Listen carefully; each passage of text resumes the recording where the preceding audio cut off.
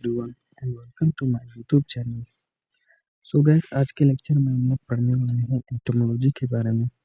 सबसे पहले आपको पता होना चाहिए एंटोमोलॉजी किस चीज़ को कहते हैं। Scientific study of about insects.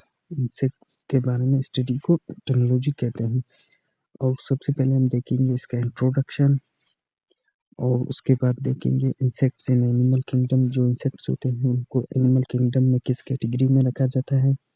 Importance of insects in our environment, इनका इम्पोर्टेंट क्या होता है हमारे एनवायरनमेंट में। फैक्टर ऑफ इंसेक्ट अबंडेंस, जो इंसेक्ट्स की पॉपुलेशन होती है वो काफ़ी ज़्यादा तेज़ी से बढ़ जाती है और इसकी वजह क्या होती है। इंसेक्ट बॉडी सेगमेंट्स, जो उसकी बॉडी रीजियंस होते हैं, पार्ट्स होते हैं, उनके बारे में देखेंगे। Morphological structure of insects, morphological structure भी देखेंगे इंसेक्ट्स का। तो एंटोमोलॉजी पढ़ना एग्रीकल्चर का ब्रांच है, लेकिन इसका बहुत ही बड़ा रोल होता है।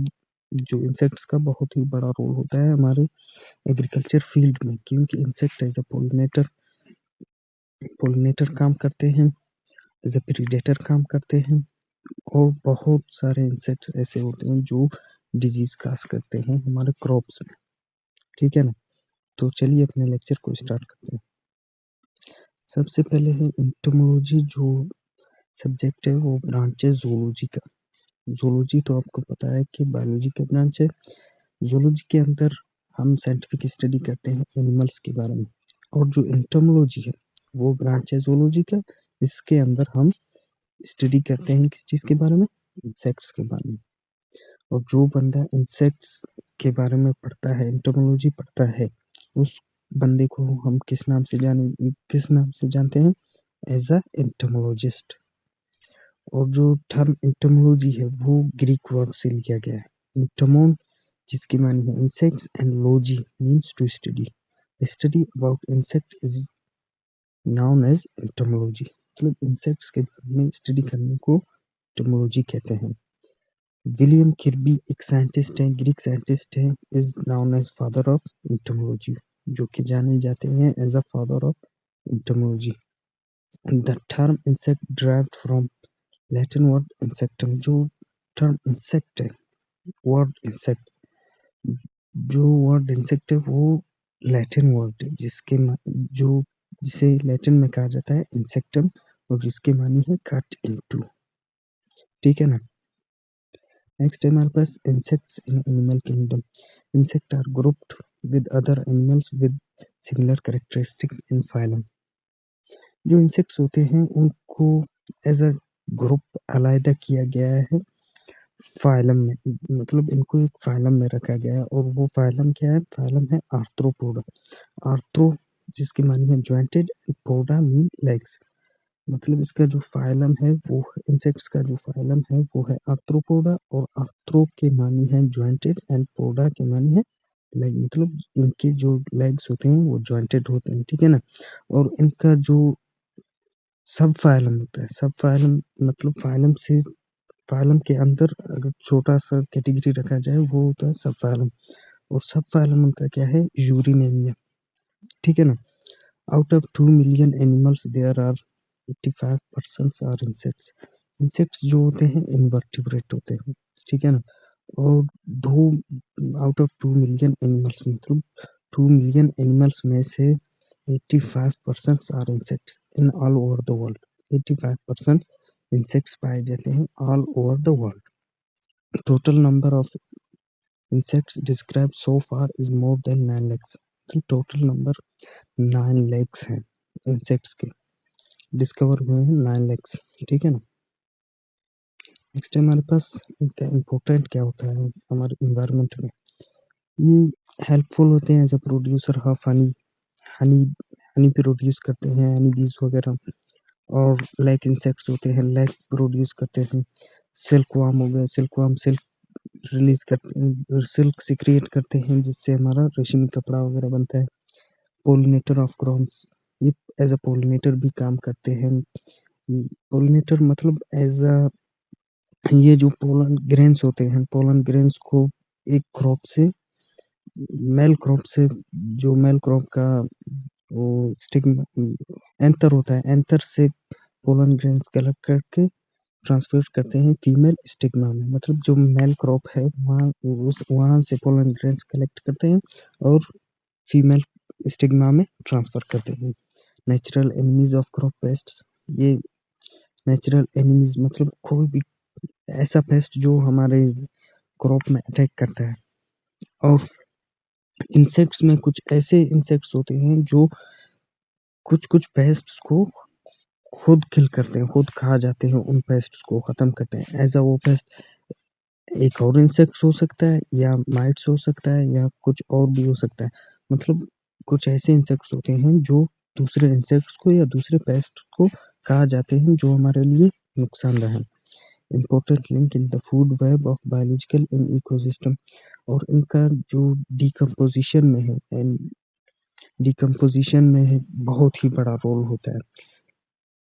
मिसाल के तौर पर जो एनिमल्स मर जाते हैं और उनको डिकम्पोज करने में इंसेक्ट्स का बहुत ही बड़ा रोल होता है। और इसके डिसएडवांटेज देखें तो insects are harmful to man, insects बहुत ही ज़्यादा नुकसानदार होते हैं। मैन के लिए तो नुकसानदायक हैं, लेकिन हमारे जो क्रॉप होते हैं, कल्टीवेटेड क्रॉप है, उनके लिए नुकसानदायक, उन पे बहुत ज़्यादा अटैक करते हैं।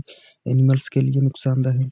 स्टोर जो हमारे गोडाउन्स वगैरह में प्रोडक्ट्स रखे जाते हैं, उनमें भी अटैक करते हैं। Carries of human disease and paste of house hold, human disease बहुत सारे कैच करते हैं, मिसाल के तौर पर मलेरिया हो गया, डेंगू हो गया, and paste of house hold, और घरों में भी बहुत सारे पेस्ट काज करते हैं जिसकी वजह से डिजीज फैल जाता है। ठीक है ना।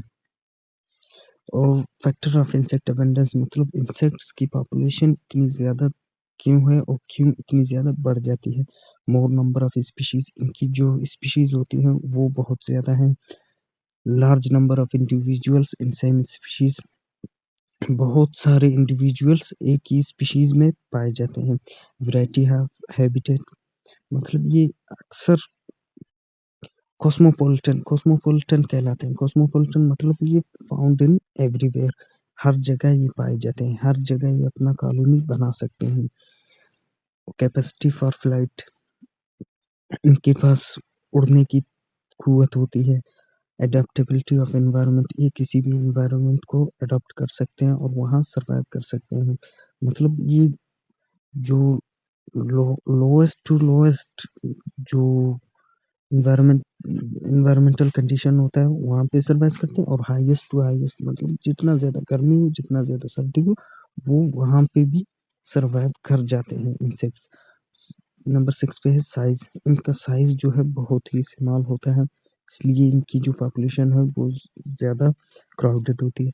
रिप्रोडक्टिव पोटेंशियल, और इनका जो रिप्रोडक्टिव रेट है वो बहुत ही ज़्यादा होता है, क्योंकि ये साल में अपने सेवरल बहुत सारे जनरेशन कंप्लीट कर जाते हैं। जो भी स्पीशीज हो इनका, मतलब साल में ये 2 3 4 5 से ज़्यादा भी जनरेशन कंप्लीट कर जाते हैं लाइफ साइकिल। और इनमें से कुछ ऐसे इंसेक्ट्स होते हैं जो अपनी ड्यूरिंग लाइफ साइकिल, फीमेल जो इंसेक्ट्स होते हैं ड्यूरिंग लाइफ साइकिल वो 300 से 400 एग्स ले कर देती है। और इनका जो मेटामॉर्फोसिस होती है, मेटामॉर्फोसिस में सिर्फ इनका मेटामॉर्फोसिस सम इंसेक्ट्स में कंप्लीट होती है और सब में इनकम्प्लीट होती है। जिनमें कंप्लीट होती है उनमें जो पीपा प्रेजेंट होता है, लेकिन पीपा इनएक्टिव स्टेज होता है, लेकिन जिनमें कंप्लीट नहीं होती उनमें निम्फ होता है। निम्फ जो इनमेच्योर स्टेज है, मतलब मैच्योर नहीं है, लेकिन वो भी काफ़ी ज़्यादा नुकसानदायक है हमारे फील्ड के लिए, वो भी डिजीज़ काज करता है। और जो एडल्ट है वो तो करता ही करता है, लेकिन उनका इमेच्योर स्टेज भी डिजीज़ काज कर जाते हैं।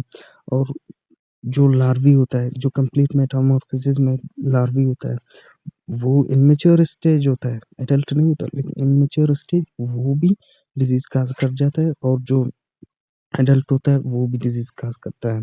हेक्सापोडल लोकोमोशन, हेक्सापोडल, सबसे पहले आपको पता होना चाहिए कि इंसेक्ट्स को हेक्सापोडा कहा जाता है। हेक्सापोडा, हेक्सा के मानी है 6 एंड पोडा के मानी है लेग्स। हेक्सापोडा मतलब 6 लेग्स। इंसेक्ट्स को जब भी आप आइडेंटिफाई करना चाहते हैं तो इंसेक्ट्स के लेग्स को देखना चाहिए कि उनके कितने लेग्स हैं। 3 पेयर्स ऑफ लेग्स होते हैं, टोटल लेग्स 6 होते हैं, ठीक है ना।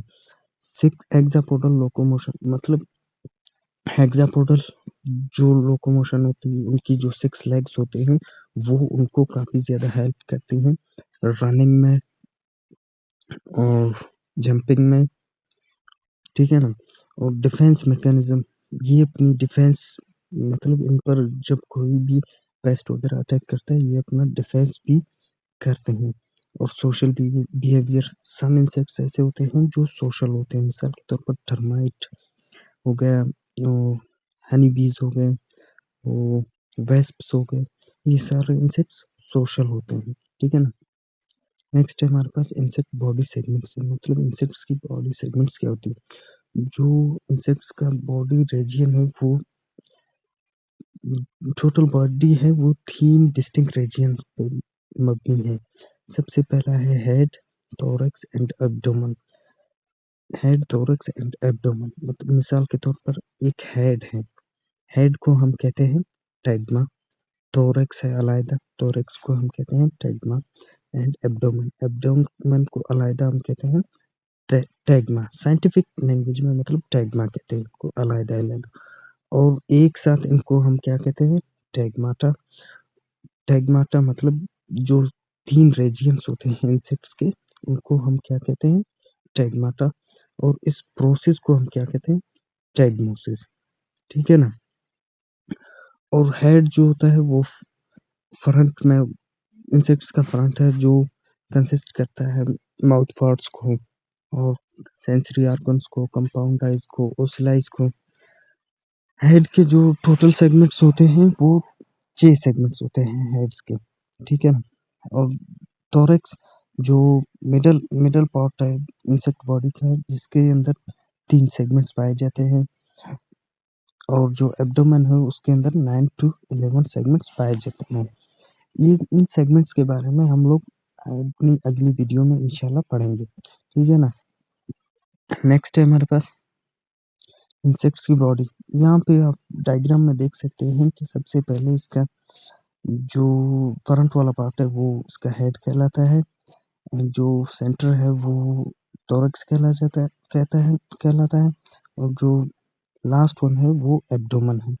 टू कट इन इंसेक्ट जो वर्ड है, मैंने कहा था कि इंसेक्ट वर्ड है जो इंसेक्टम, इंसेक्टम के मानी है टू कट इनटू।